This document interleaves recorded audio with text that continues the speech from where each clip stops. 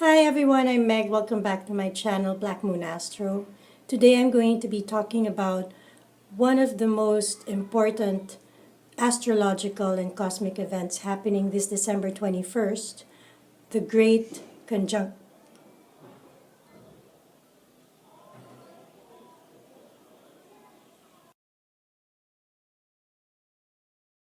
And we're back. So that power outage was rather apt given that I'm speaking about Jupiter and Saturn conjunction, because that pretty much sums up what a conjunction between these two planets can do, particularly with Pluto in the mix, which is what we have been experiencing lately. But anyway, going back to the Great Conjunction, this Great Conjunction will occur on December 21st, 2020, and this is one of the most significant events to happen in the last 200 years. Because every 200 years, the Jupiter and Saturn conjunctions move to a different element in the zodiac. In the last 200 years, Jupiter and Saturn have been conjuncting in the same element, which is Earth. So Taurus, Virgo, and Capricorn. Right now it's Capricorn.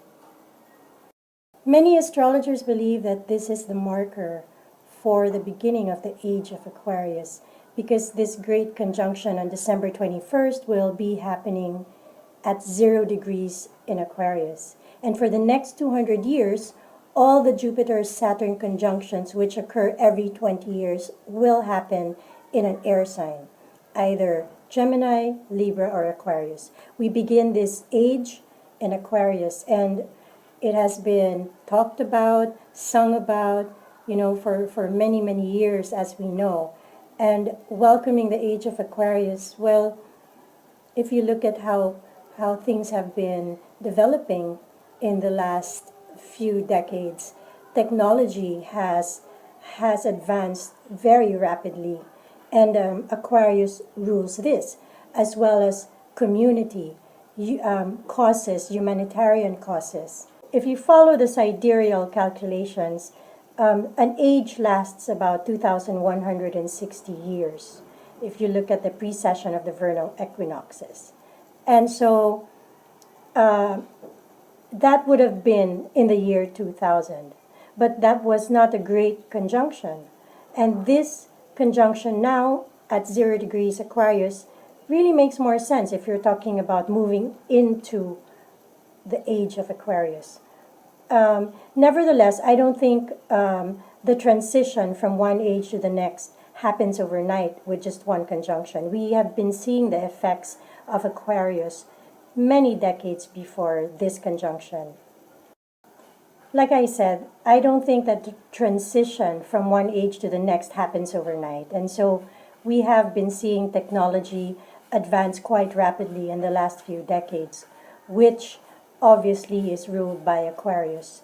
And another interesting thing about the Jupiter and Saturn conjunction is that the great conjunction between Jupiter and Saturn happened when Jesus Christ was born. And it happened in the sign of Pisces. And right now we are in the age of Pisces. In the astrological ages, it moves backwards. So during the time of Jesus, which is our time now, it's in Pisces.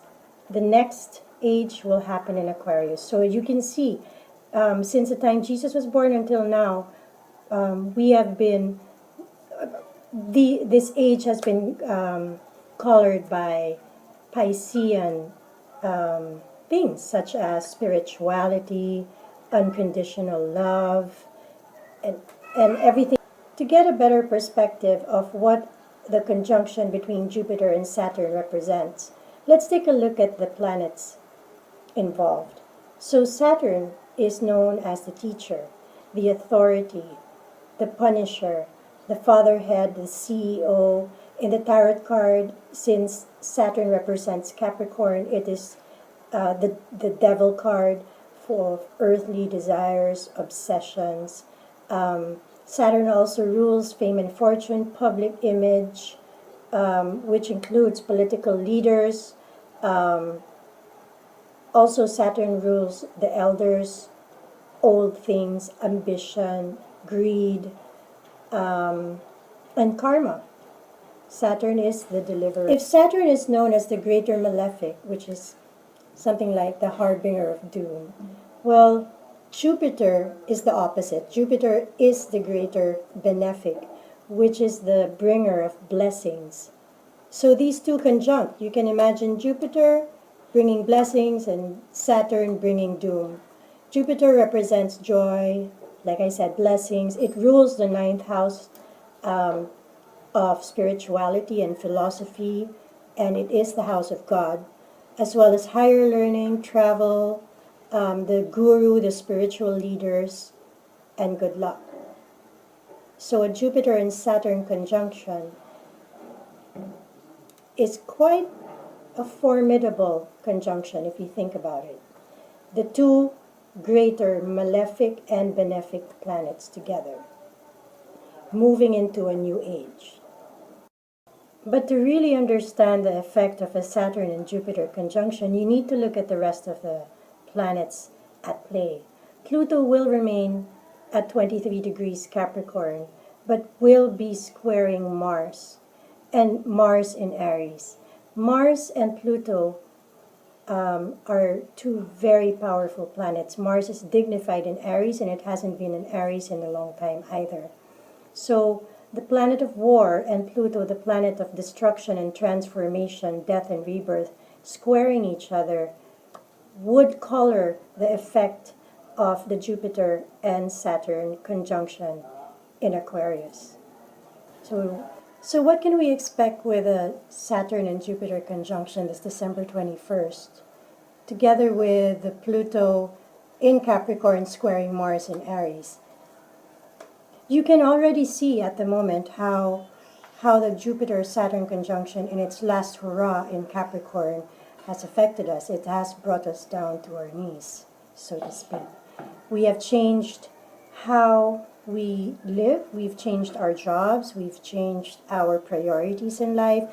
It's brought us to question what really matters most. It's brought out a lot of secrets due to Pluto's presence, a lot of things unseen, a lot of things unknown prior to this conjunction. We are questioning our authority. We are questioning governments, our political leaders. So the effects of the Jupiter and Saturn conjunction in Aquarius will be felt in the 11th house, because Aquarius is the natural sign of the 11th house. Saturn also rules the 11th house as well as Aquarius.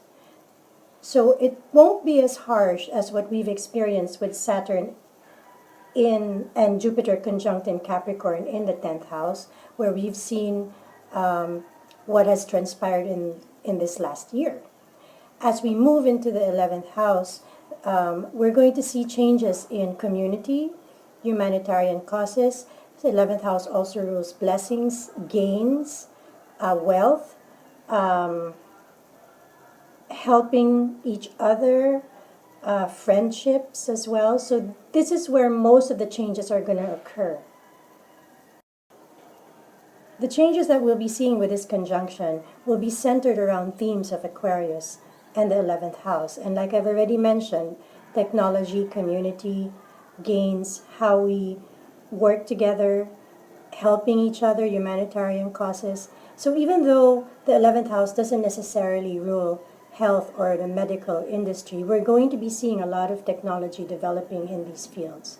And if you want to look at how it affects you in your personal life, you're going to have to check your own chart and look at the placement of the Jupiter and Saturn conjunction in Aquarius.